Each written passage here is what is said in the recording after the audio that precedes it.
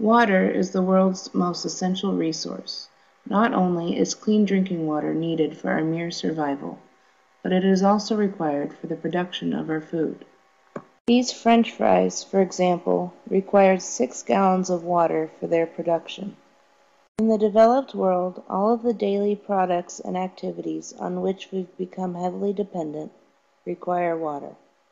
Even this piece of paper required 3 gallons of water. My cotton shirt required 700. As the world's population continues to increase, our water withdrawal for domestic purposes, agriculture, and for industry also increase. By 2025, water withdrawals are predicted to increase by 50% in developing countries and 18% in developed countries. But why does it matter how much we use if the world is covered in water? Well, first of all, we actually don't have as much usable water as one might think. The Earth is covered with 330 million cubic miles of water. That's a lot. But only 2.5% of this water is fresh water. Salt water can be converted to fresh water, but it is very expensive, energy intensive, and it harms the environment. Anyway, of that 2.5% of the Earth's water that is fresh water, 70% of that is ice and snow. Of the remaining 30%, almost all of it is groundwater. Lakes and rivers only make up about 0.3% of freshwater resources. But regardless of how much water it seems like we have, we're using too much. Actually, the developed countries are using too much. And that's the other part of the problem. The world's water is unevenly distributed, both physically and economically. And in the developing world where water is scarce, the water management systems are both inefficient and corrupt. The FAO predicts that by 2025, 1.8 billion people will be living in countries or areas with absolute water scarcity. And 2/3 of the world's population could be living under water-stressed conditions. By 2030, 47% of the world's population could be living in areas of high water stress. By the way, since the beginning of this film, 7 children have died from water-related illnesses. Today, 2.5 billion people, including almost 1 billion children, live without even basic sanitation. Every 20 seconds, a child dies as a result of poor sanitation. That's 1.5 million preventable deaths each year. So while the North continues to live with a sense of unlimited water, the South struggles to meet even basic human water needs. In the midst of this relatively recent realization, a solution emerged. Or shall we call it a business opportunity? The privatization of water. In the 1980s, global financial institutions such as the IMF and the World Bank started encouraging developing countries to sell their water systems. In fact, they not only encouraged it, they started requiring it. In 1990, the percent of water loans from the World Bank that required privatization was less than 15%, and rose to over 80% by 2002. There are several good reasons to privatize.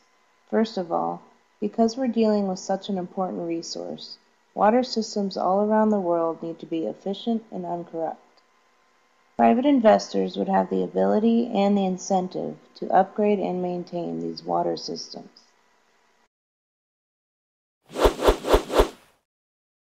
But while developed countries continue to waste our water, developing countries are the ones being encouraged and forced to sell theirs. And while the few positive effects of water privatization are relatively effective, the negative effects are more significant. Since businesses are driven by profit, water prices go up, knocking many thirsty people out of the market entirely.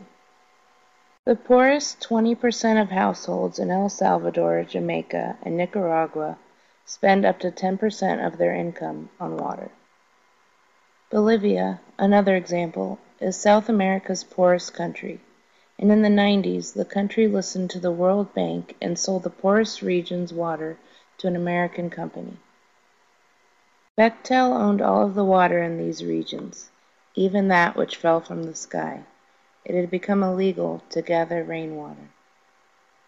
To pay for the costly upgrades to their water systems, prices for water increased, doubling what many had to pay for their water. In 2000, violent riots broke out and the government was forced to make water a public utility again. It's not uncommon for companies to retreat from areas where there is too much resistance or the turnout is low. The cost of picking up the pieces and resuming water service is often higher for governments than it would have been if the companies had never been there in the first place. Another negative effect of privatization is local job losses. Increased efficiency in these water systems leads to fewer required workers. Additionally, many of the remaining jobs are transferred to other countries. And do you think that these companies include citizens in their decision-making processes? Of course not, even though they're controlling a formerly public utility, and as many agree, a human right. Cases in which privatization has worked well usually include special voucher programs whereby purchases for those unable to afford water are subsidized. The former president of the World Bank, though, had a different perspective when asked about the events in Bolivia in 2000. He said public subsidies of services lead to waste. He also said, quote, "The biggest problem with water is the waste of water through lack of charging."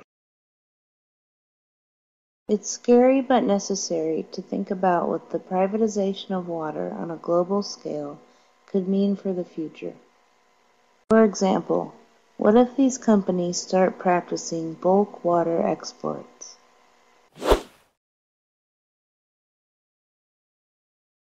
Extracting too much water from its natural location results in ecological imbalance and destruction. Groundwater is already being overextracted as it is. With privatization, we've given people the ability to control other people's water, a person's most essential resource. As safe water gets scarcer, a few are getting hungrier for power, and many are getting thirstier for water. The chaos that this could potentially bring into our future is unimaginable. Water use has been growing at more than twice the rate of population increase in the last century. And the solution that we've come up with to control this resource is harming the developing countries.